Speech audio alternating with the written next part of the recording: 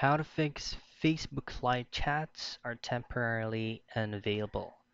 Now, this problem usually happens if there are multiple accounts that has logged in on a single phone using FB Lite. Now, this is just an easy fix. So first things first, a very basic troubleshooting is to directly head to your Google Play Store and then just look for Facebook Lite or FB Lite.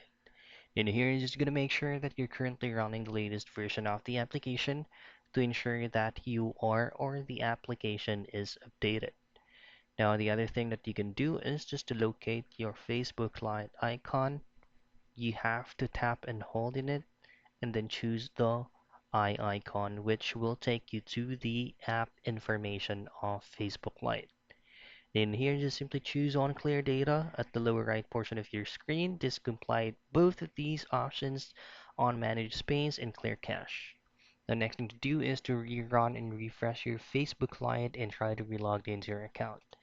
And that's how you troubleshoot and fix Facebook Lite chats are temporarily unavailable.